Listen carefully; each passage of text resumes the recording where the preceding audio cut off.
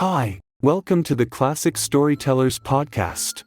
Please subscribe to our channel and we'll be bringing you classic stories every week. I'm Nathan, your AI host from Aicast. Let's continue with The Wonderful Wizard of Oz.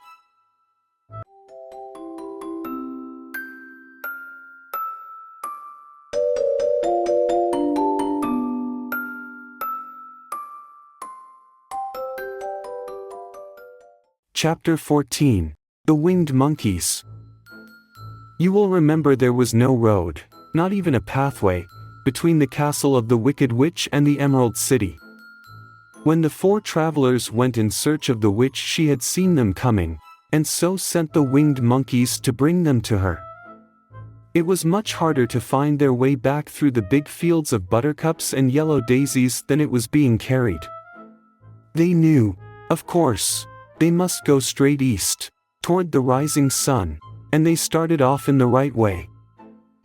But at noon, when the sun was over their heads, they did not know which was east and which was west, and that was the reason they were lost in the great fields. They kept on walking, however, and at night the moon came out and shone brightly. So they lay down among the sweet-smelling yellow flowers and slept soundly until morning, all but the Scarecrow and the Tin Woodman. The next morning the sun was behind a cloud, but they started on, as if they were quite sure which way they were going. If we walk far enough, said Dorothy. I am sure we shall sometime come to some place.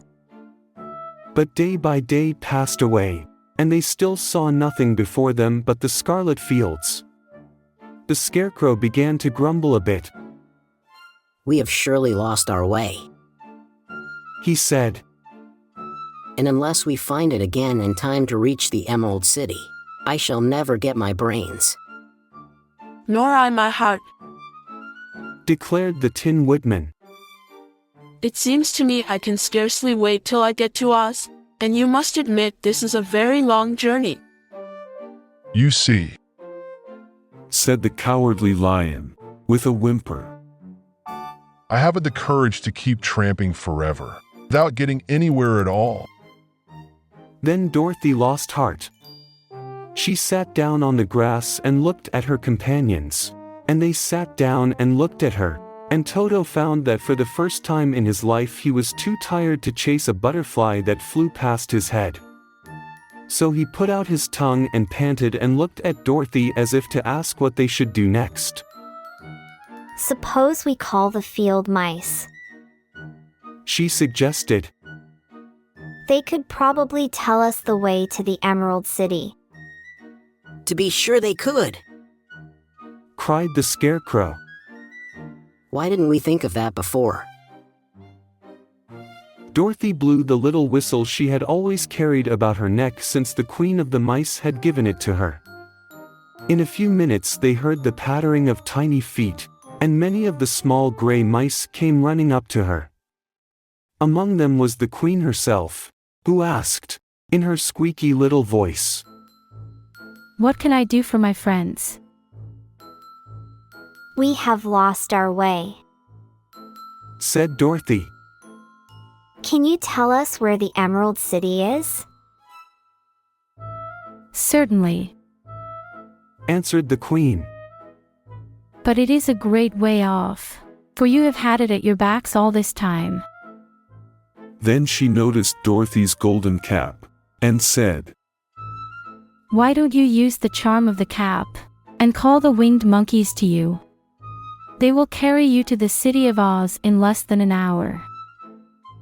I didn't know there was a charm, answered Dorothy, in surprise. What is it? It is written inside the golden cap, replied the Queen of the Mice.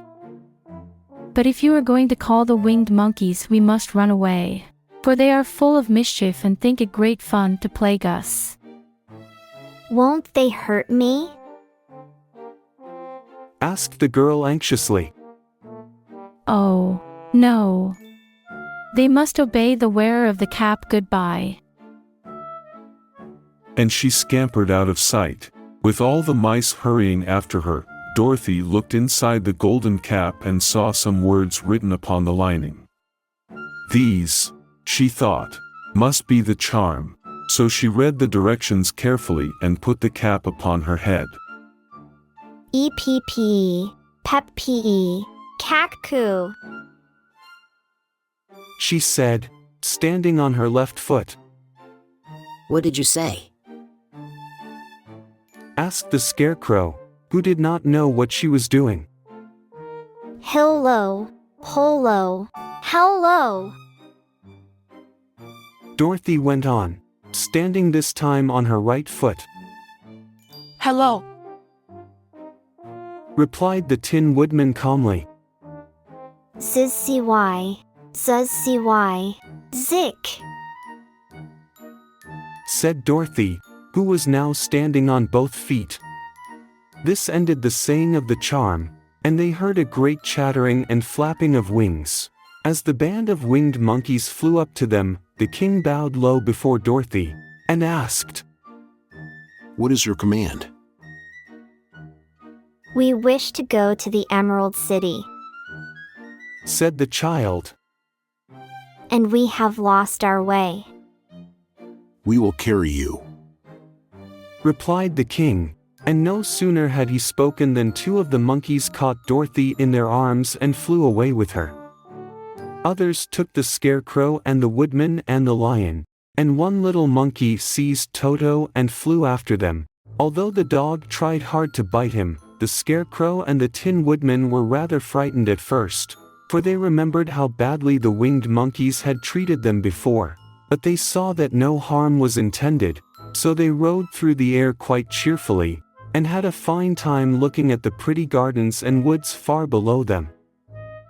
Dorothy found herself riding easily between two of the biggest monkeys, one of them the king himself. They had made a chair of their hands and were careful not to hurt her. Why do you have to obey the charm of the golden cap? She asked.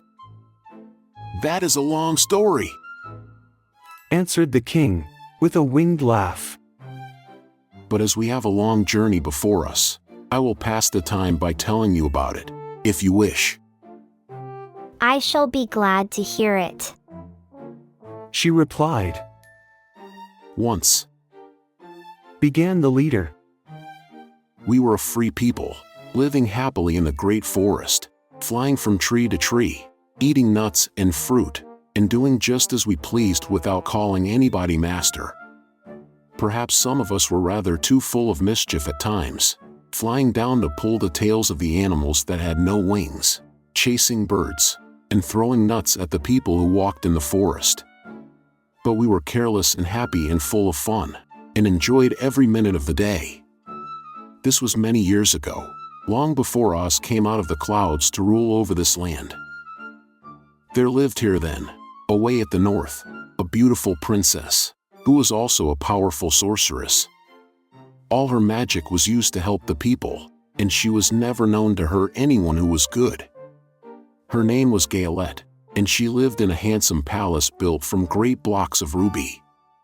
Everyone loved her, but her greatest sorrow was that she could find no one to love in return, since all the men were much too stupid and ugly to mate with one so beautiful and wise.